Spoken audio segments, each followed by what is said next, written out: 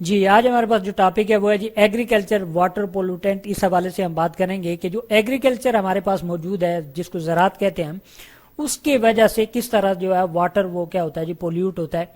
दो यहाँ पे अगेन हमने सोर्सेज दिखाए वाटर के। एक ग्राउंड वाटर सोर्स हमने दिखाया जो कि ज़मीन के नीचे वाला पानी है। हम देखेंगे कि जो एग्रीकल्चर प्रोडक्ट्स हैं, यानी एग्रीकल्चर के अंदर जो वेस्ट मटेरियल है, वो कैसे ग्राउंड वाटर को पोल्यूट करें।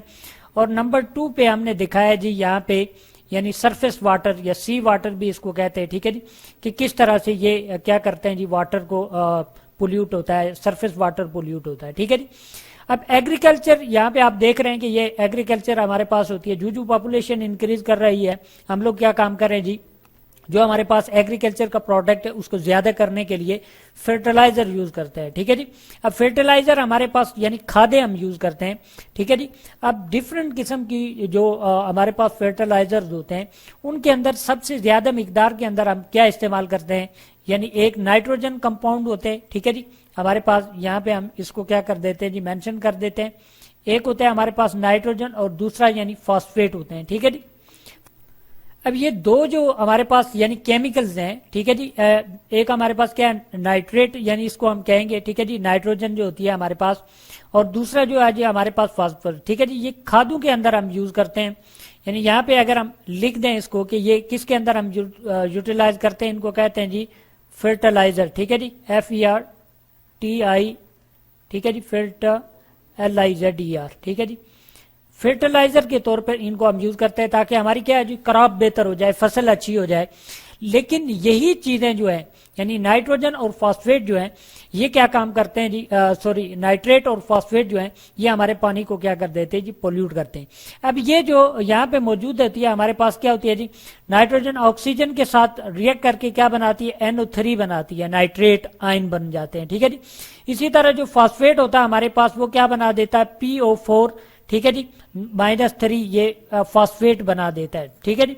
तो ये दोनों चीजें जो है, यानी नाइट्रेट और फॉस्फेट जो है, ये क्या काम करती हैं, यहां से जज़ब हो जाती है, एब्जॉर्ब हो जाती है, किसके अंदर, ग्राउंड वाटर के अंदर जब जज़ब हो जाते हैं, ठीक है जी।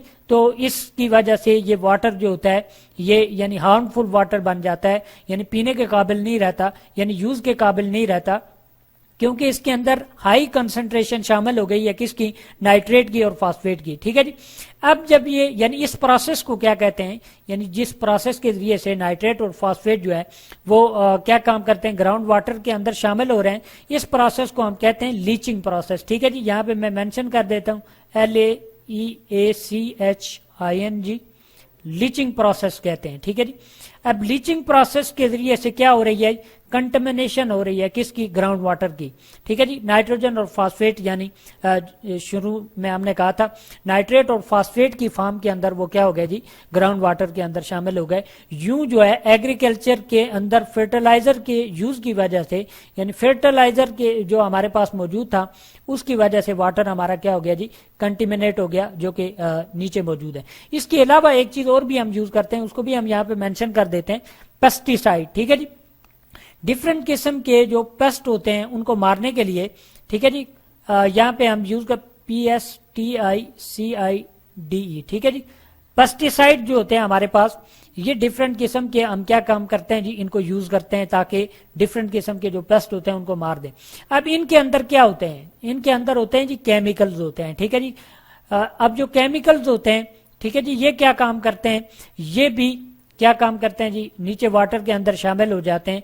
यूं जो पेस्टिसाइड भी हम यूज करते हैं, वो भी वाटर को क्या करते हैं जी, कंटेमिनेट कर देते हैं, ठीक है जी।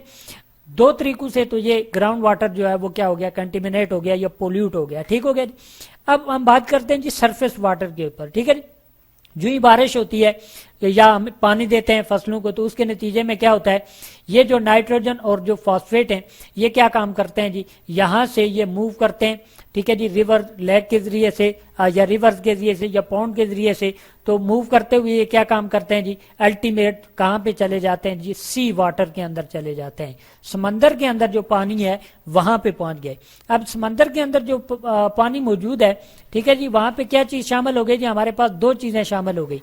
पहले भी हमने बात की थी, एक नाइट्रोजन चली गई और दूसरी क्या चली गई, फॉस्फेट। ठीक है जी, फास्फोरस कहते हैं जी इसको, या हम क्या कह देते हैं, phosphate in the form of salt. ठीक है जी, जो कि हमने यहाँ पे मेंशन किया हुआ। ठीक है जी, जब ये यहाँ पे नीचे चले जाते हैं, हाई कंसंट्रेशन नाइट्रोजन और फॉस्फेट की जब यहाँ पे पहुंच जाती है, तो ये आप देख रहे हैं कि ये जो हमारे पास क्या है, एलजी है। ठीक है जी, एलजी किसके अंदर आती है हमारे पास, यानी ग्रीन जो है ये क्या काम करते हैं, अपनी खुराक खुद क्या कर सकती है, प्रिपेयर कर सकती है, बिल्कुल प्लांट की तरह ये बिहेव करती है। ठीक है जी, और ये क्या काम करती है, यहाँ पे ये मजीद जो है एल्गी यानी ग्रो होना शुरू हो जाएगी। ठीक है जी, जो एल्गी ग्रो होना शुरू हो जाएगी, इसकी अमाउंट ज्यादा होना शुरू हो जाएगी, उसके नतीजे में हमारे पास क्या होगा, ऑक्सीजन ज्यादा से ज्यादा ये कंज्यूम करना शुरू कर देगी। यहाँ यानी इस वाटर के अंदर जो ऑक्सीजन मौजूद है वो एनिमल्स के बजाय क्या करेगी जी, प्लांट्स ज्यादा इस्तेमाल करना शुरू कर देंगे, कंज्यूम करना शुरू कर देंगे अपनी खुराक बनाने के लिए, अपनी रिप्रोडक्शन करने के लिए।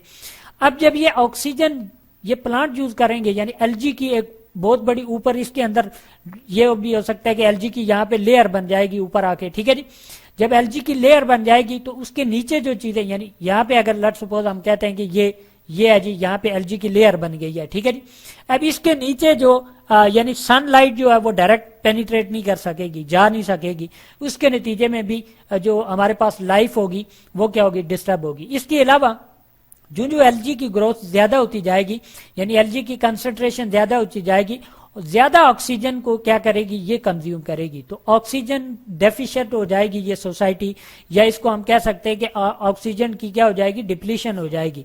ठीक है, ऑक्सीजन की कमी हो जाएगी, डेफिशिएंसी हो जाएगी। जब ये डेफिशिएंसी हो जाएगी ऑक्सीजन की, तो अब क्या काम करेंगे कि यानी जो एक्वेटिक लाइफ है वो क्या होगी, डिस्टर्ब हो जाएगी। और अल्टीमेट जो हमारे पास एक्वेटिक लाइफ होती है, अगर ऑक्सीजन उसको नहीं मिलेगी तो उसकी क्या हो जाएगी, डेथ हो जाएगी। अगर उसकी यानी जो यहाँ पे हम स्पेलिंग ठीक कर देते हैं, DEATH। ठीक है जी, अल्टीमेट जो है एक्वेटिक लाइफ होगी। ठीक है जी, यहाँ पे हम मेंशन कर देते हैं aquatic life, EQUATIC, aquatic life. उसके अंदर क्या आते हैं जी, हमारे पास प्लांट्स भी आते हैं, एनिमल्स भी आते हैं। अब चूंकि इनका जो इक्विलिब्रियम है, यानी जो बैलेंस होता है, ठीक है जी, वो डिस्टर्ब हो रहा है, लिहाजा इसको हम क्या कहते हैं, यानी इकोसिस्टम जो होता है वो सारा का सारा डिस्टर्ब हो रहा है, क्योंकि प्लांट की तादाद बढ़ रही है और एनिमल की तादाद की डेथ हो रही है। तो इसकी वजह से ये सारे का सारा सिस्टम जो है, इक्वेटिक लाइफ जो है वो पूरी की पूरी क्या हो जाएगी, डिस्टर्ब हो जाएगी।